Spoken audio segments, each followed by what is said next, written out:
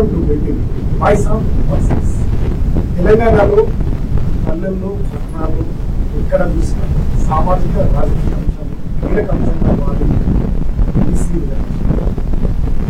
గత కొన్ని దశాబ్దాలుగా జరుగుతున్నటువంటి జనగణన కోసం వివిధ పోరాటాలు జరిగినటువంటి పరిస్థితులను జనగణన పొందే రిజర్వేషన్ ప్రక్రియ దగ్గర రిజర్వేషన్ అమలు చేసిన తర్వాతనే ఎన్నిక నిర్వహించాలనే దానికి బీసీ రిజర్వేషన్ అంశం కీలక అంశంగా ఈ ప్రభుత్వాలకు ప్రతిపక్షాలకు అన్ని రాజకీయ పార్టీలకు సవాలుగా మారింది.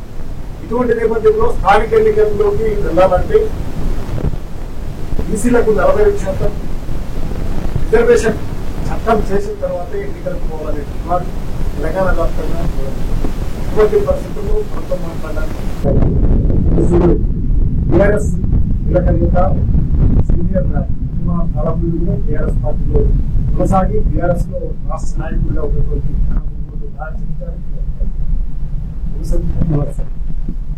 చెప్పండి. ఇప్పుడు బీసీ రిజర్వేషన్ అనేది ఎంతో ఆసక్తికరంగా ఇప్పుడు జరుగుతున్నటువంటి సామాజిక సమీకరణలు రాజకీయాల్లో కూడా కీలకాంశంగా మారింది. కాంగ్రెస్ పార్టీ రేవంత్ రెడ్డి ఇచ్చినటువంటి హామీలో భాగంగానే 62% రిజర్వేషన్ మా పార్టీ నుండి అమలు చేస్తాము, ఎన్నికల్లోకి వెళ్తాము చెప్తాము. దానికి మీ అభ్యంతరం? కాంగ్రెస్ పార్టీ తరఫున 42% అమలు చేస్తా అని చెప్పి ముఖ్యమంత్రి రేవంత్ రెడ్డి చెప్తున్న మాట ఏదైతే ఉందో ఆ మాటని బీసీ సంఘాలన్నీ కూడా ముక్త కంఠంతో తీవ్రంగా ఖండిస్తా ఉన్నాం. ఎందుకంటే కాంగ్రెస్ పార్టీ ఎన్నికలకు ముందు కామారెడ్డిలో చేసినటువంటి బీసీ డిక్లరేషన్ లో చాలా స్పష్టంగా తెలియజేశారు, మేము అధికారంలోకి వచ్చిన తర్వాత 6 నెలల లోపు కులగణన చేపట్టి ఆ యొక్క దాన్ని బట్టి 42% రిజర్వేషన్స్ లో విద్య, వైద్య, రాజకీయ రంగాల్లో 42% అమలు చేసి చూపిస్తామని చెప్పి స్పష్టమైనటువంటి హామీ ఇవ్వడం జరిగింది. ఆ హామీ అమలు భాగంగానే ఈరోజు రేవంత్ రెడ్డి ప్రభుత్వం చేసినటువంటి కులగణన ఏదైతే ఉన్నదో మా యొక్క బీసీ సంఘాలన్నీ కూడా దాన్ని స్వాగతిస్తా ఉన్నాయి.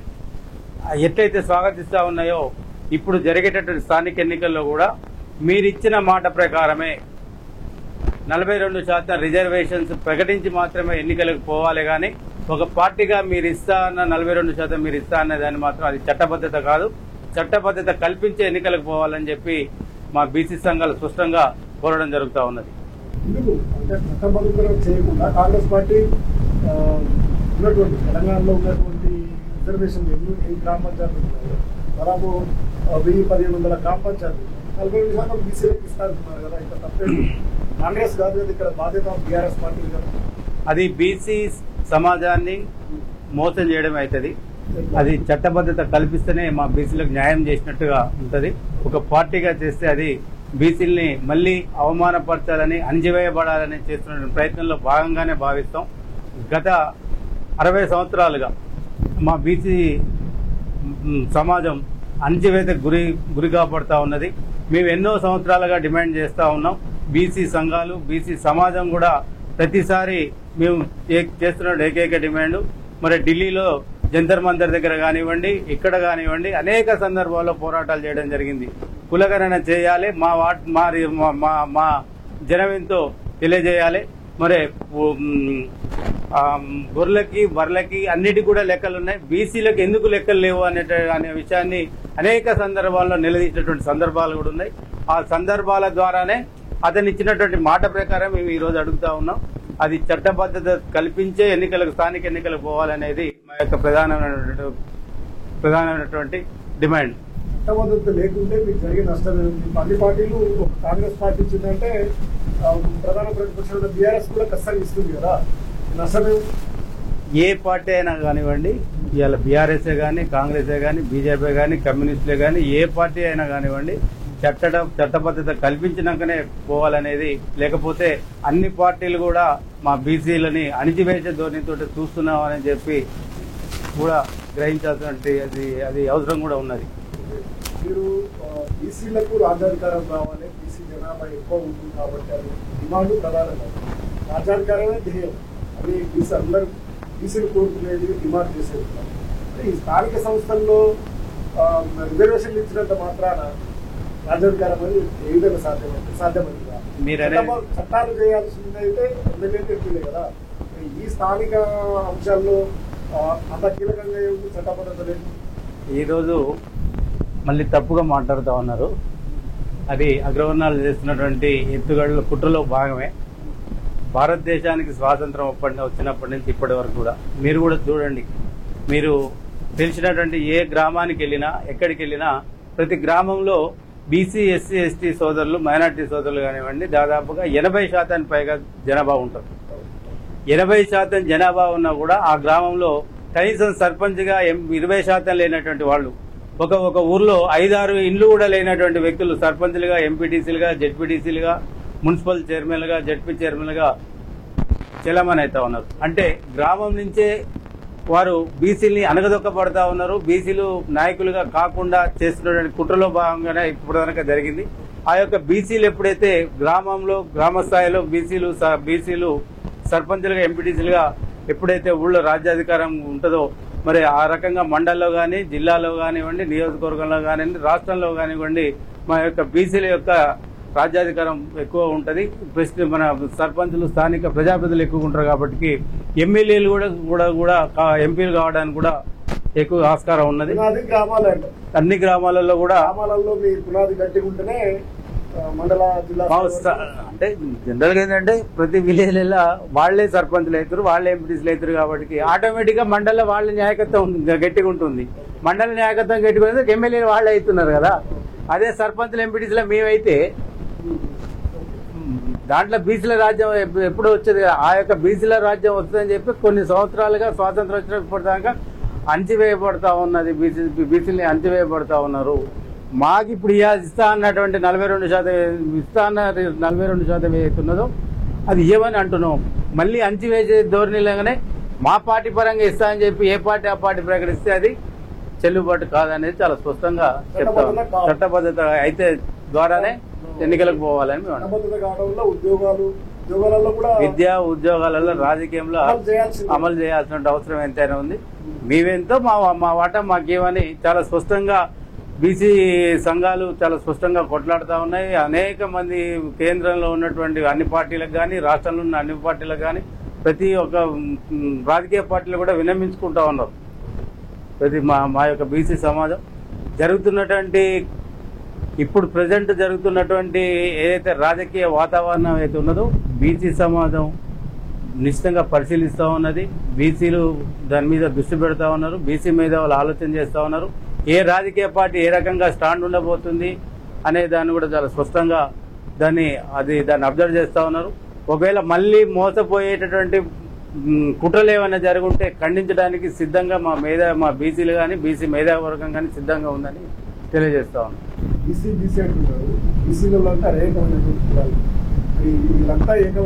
ఒక విషయం ఏంటంటే వాస్తవానికి మీరు అన్నది మొన్నటిదాకా జరిగినటువంటి కొంతమంది వ్యక్తులు బీసీల మధ్య ఐక్యత లేకుండా చేసినటువంటి పరిస్థితులు కూడా ఉన్నాయి. అప్పుడున్నటువంటి నిరక్షరాస్యత కానివ్వండి, అప్పుడున్నటువంటి ఆర్థిక పరిస్థితులు కానివ్వండి, అప్పుడున్నటువంటి పరిస్థితులలో కులాల మధ్య చిచ్చు పెట్టి తమ పబ్బం గడుపుకున్నటువంటి పరిస్థితులు ఉండే. ప్రస్తుతం మాలో వచ్చినటువంటి మార్పు కూడా కులాల్ని పక్కన పెట్టిన మేమందరం బీసీ అనేటువంటి కాన్సెప్ట్ తోటే ఉన్నాం తప్ప కులం అనే కాన్సెప్ట్ కూడా పక్కన పెట్టి ఒక బీసీగా చైతన్యవంతులం అవుతా ఉన్నాం. ఈ అవుతున్నటువంటి ప్రస్తుత పరిస్థితుల్లో మాకున్నటువంటి కులాల మధ్యలో మీరు చిచ్చు పెట్టినా అవి ఇప్పుడు పప్పులు ఉడికేటువంటి పరిస్థితి కూడా లేదనే విషయాన్ని ఎవరైతే కుట్రలు చేద్దామని ప్రయత్నాలు చేస్తారో వాళ్ళు కూడా అర్థం చేసుకోవాల్సిన అవసరం కూడా ఉన్నదని చెప్పి తెలియజేస్తా ఉన్నాం. మీరు దాదాపు విద్యార్థి దశ నుంచి ఉద్యమాల్లో ఉన్నారు, సామాజిక అంశాలు చూస్తూ ఉన్నారు, అనేక కీలకమైనటువంటి ఘట్టాల్లో కూడా మీరు కీలకంగా ఉన్నారు. మనం తెలంగాణ లేదా తెలుగు 2 రాష్ట్రాలను ఏం చేసుకుని చూసినా బీసీ సంఘాలు కానీ కుల సంఘాలన్నీ కూడా వ్యక్తుల కేంద్రంగానే నడుచుకుంటారు. మరి ఆ వ్యక్తుల కేంద్రంగా నడిచినటువంటి ఈ బీసీ వాళ్ళని, బీసీ నాయకత్వం రాజకీయ వ్యవస్థను తమ వైపు తిప్పుగల శక్తియుక్తులు ఉన్నాయంటారా? అది సాధ్యమవుతుందంటారా ఇప్పుడున్నటువంటి పరిస్థితి? ఇప్పుడున్నటువంటి పరిస్థితుల్లో అన్ని రాజకీయ పార్టీలు కూడా బీసీ వాదం వైపు చూస్తూ ఉన్నాయి. బీసీలకు న్యాయం చేయాలనే ఆలోచన ధోరణిలో ఉన్నాయి. ఆ యొక్క ధోరణిని కీలకంగా ఆలోచన చేస్తూ ఉన్నారు బీసీ వాళ్ళు కూడా. మరి కొన్ని సంవత్సరాలు ఉన్నటువంటి పార్టీలు న్యాయం చేస్తాయా లేదా అనే ఆలోచనలు ఉన్నాయి. అది కూడా చేసినా చేయకపోయినా ఒక రకంగా బీసీలో ఏకం కావాలన్నటువంటి వాదం ఏదైతే ఉన్నదో అది కూడా బలపడతా ఉన్నది. మరి ఉన్నటువంటి ఉన్నత పదవుల్లో ఉన్నతమైనటువంటి వ్యక్తులే చాలా అనేక మంది ముందుకు వచ్చి మరి ఒక బీసీ వాదంతో ఒక పార్టీని స్థాపించాలనే ఆలోచనలు కూడా చేస్తూ ఉన్నారు. అన్ని పార్టీలో ఉన్నటువంటి బీసీ నాయకులు కూడా ఒక ఆలోచనలో పడ్డదైతే వాస్తవం. అది ఇప్పుడున్నటువంటి స్థానికలో ఉన్నటువంటి 42% విషయంలో మరి జరిగేటువంటి పరిణామాలు జరగకపోతే నెక్స్ట్ జరిగేటువంటి అసెంబ్లీ ఎన్నికల్లో ఏదో ఒక యాక్షన్ ప్లాన్లో తప్పకుండా బీసీలందరూ కూడా యూనిట్ అయ్యేటువంటి అవకాశాలు కూడా ఎంతైనా ఉన్నాయి. అన్ని పార్టీలో కూడా ఒక హెచ్చరిక, అన్ని పార్టీలో కూడా మ్యాక్సిమం కూడా వలసలు వస్తాయి. ఒకప్పుడు ఉన్నటువంటి పరిస్థితులు వేరు, ఇప్పుడున్నటువంటి ఆలోచన విధానం వేరు. తెలంగాణ ఉద్యమం ఉవ్వెత్తున ఏదైతే లేచిందో అదే రకంగా బీసీలు ఇదే రకంగా అణచివేయబడితే మాత్రం అన్ని పార్టీలో బీసీ ఉద్యమం కూడా తెలంగాణ ఉద్యమం ఎట్లయితే ఉవ్వెత్తున లేచిందో బీసీ ఉద్యమాన్ని కూడా లేపాల్సిన అవసరం ఎంతైనా ఉందని చెప్పి బీసీ సమాజం కూడా ఆలోచనలో ఉన్నారనే విషయాన్ని స్పష్టంగా తెలియజేస్తా ఉంది. ఈ చట్టబద్ధత చేస్తే ఏ పార్టీకి ఆ పార్టీ ఉంటుంది.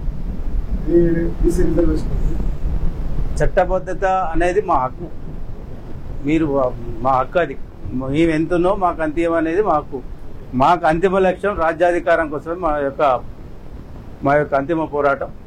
దాంట్లో భాగంగా ఒకటొకటి కూడా సాధించుకోవాల్సిన అవసరం ఎంతైనా ఉంది. కాబట్టి మీరు ఇస్తాన్న 42% మాకు మాట ఇచ్చి అధికారంలోకి వచ్చిన కాబట్టి మాకు ఇస్తాన్న 42% మాకు ఇవ్వండి అని ఈరోజు మేము అడుగుతా ఉన్నాం, డిమాండ్ చేస్తా ఉన్నాం. అడగడం కాదు, డిమాండ్ చేస్తా ఉన్నాం. మనకు స్వతంత్రం వచ్చిన దగ్గర నుంచి బీసీలు అయితే భారతదేశ వ్యాప్తంగా కూడా అణచివేయవు. వీటన్నిటికీ కారణం ఎవరు? మీకు తెలియంది కాదు, పాత్రికేయులు ఇక్కడే కాదు భారతదేశంలో కానీ అప్పుడు ఉన్నటువంటి రాజకీయ పార్టీలు కానీ ఇప్పుడున్నటువంటి రాజకీయ పార్టీలు కూడా భారతదేశంలో మొత్తం కూడా బీసీలు అణచివేయబడతా అనేది చాలా స్పష్టంగా తెలుస్తా ఉన్నది. ప్రస్తుతానికి ఇప్పుడు బీజేపీ పరిపాలన తీసుకుందాం. దాదాపు 10-11 సంవత్సరాలు బీజేపీ అధికారంలో ఉన్నది. ఇప్పటి వరకు నాకు తెలిసి దాదాపుగా భారతదేశం బడ్జెట్ దాదాపు 147 వేల కోట్ల బడ్జెట్ని ఈరోజు ప్రభుత్వం పార్లమెంట్లో ప్రవేశపెట్టింది. ఆ పార్లమెంట్లో ప్రవేశపెట్టిన దాంట్లో గతంలో కూడా బీజేపీ పార్టీ ప్రతిసారిగా 20,000 కోట్ల రూపాయలు బీసీ అభ్యున్నతికి బీసీ వారి యొక్క అభివృద్ధికి కేటాయిస్తామని చెప్పింది. ఇప్పటి వరకు 3-4 వేల కోట్లు కూడా కేటాయించినటువంటి పరిస్థితి. మీరు అన్నట్టు భారతదేశంలో కానివ్వండి, అన్ని రాష్ట్రాల్లో కానివ్వండి, మన తెలుగు రాష్ట్రాల్లో కానివ్వండి, తెలంగాణలో కూడా బీసీల మీద అయితే వివక్షత కొనసాగుతూ ఉన్నది. జరుగుతున్నటువంటి వివక్షత ఏదైతే ఉన్నదో రాను కూడా బీసీ సమాజం, బీసీ మేధావులందరూ కూడా గుర్తిస్తున్నారు. ఇది ఒక్క మన తెలంగాణ రాష్ట్రంలో కాదు, మన ఉమ్మడి రాష్ట్రంలో కాదు, భారతదేశం మొత్తం కూడా బీసీ సమాజం కూడా ఉవ్వెత్తున సమైతం కావడానికి కూడా సిద్ధంగా ఉన్నది, ప్రశ్నిస్తూ ఉన్నది, ఎక్కడికక్కడ కూడా ప్రశ్నిస్తూ ఉన్నది. ఇప్పుడు తెరపైకి రాహుల్ గాంధీ తీసుకొస్తా ఉన్నాడు బీసీ తెలంగాణ కానీ బీసీలకు రిజర్వేషన్ల కానీ వీటన్ని. తెలంగాణలో కూడా రేవంత్ సర్కార్ జనగణన చేపట్టింది, రిజర్వేషన్ కూడా తమ వంతులో ఇస్తా ఉంది. కాంగ్రెస్ పార్టీనే బీసీలకు న్యాయం చేసిందని అనుకుంటారా? వాస్తవానికి ఏఐసిసి తీర్మానం ఏదైతే ఉన్నదో మరి ఏఐసిసి ఉదంపూర్ తీర్మానంలో కాంగ్రెస్ పార్టీ బీసీలకు న్యాయం చేయాలని చెప్పి తీర్మానం చేసింది. అది మనందరికీ కూడా తెలిసిన విషయమే. ప్రతి పార్లమెంటు స్థానంలో ఒక 2 బీసీల అభ్యర్థులను కంపల్సరీ కూడా నిలబెట్టాలని చెప్పి కూడా తీర్మానం చేసింది. కాంగ్రెస్ పార్టీ అధికారంలోకి వచ్చిన రాష్ట్రంలో కులగణన చేయాలనే అటువంటి అంశం కూడా పెట్టింది. సరే, ఆ నిర్ణయాలు ఆలోచన చేసినందుకు కూడా పార్టీకి ధన్యవాదాలు తెలియజేస్తా ఉన్నాం. మరి చేసినట్టు ఉదయంపూర్ ఏదైతే డిక్లరేషన్ ఉందో ఆ డిక్లరేషన్ కూడా ఎలక్షన్ నోటిఫికేషన్ రాగానే తొంగలు తొక్కినటువంటి పరిస్థితి మనం అందరం కూడా చూసినాం. మన తెలంగాణ ప్రాంతంలో చూసుకుందాం, ఏ ఒక పార్లమెంటు స్థానం పరిధి కిందకు ఉన్నటువంటి అసెంబ్లీ స్థానాలు ఉన్నాయో ఎక్కడ కూడా 2 స్థానాలు ఇచ్చినటువంటి దాఖలాలు కూడా మన కడలు. తీర్మానం వాళ్లే చేస్తున్నారు, వ్యవహారం చేస్తారు.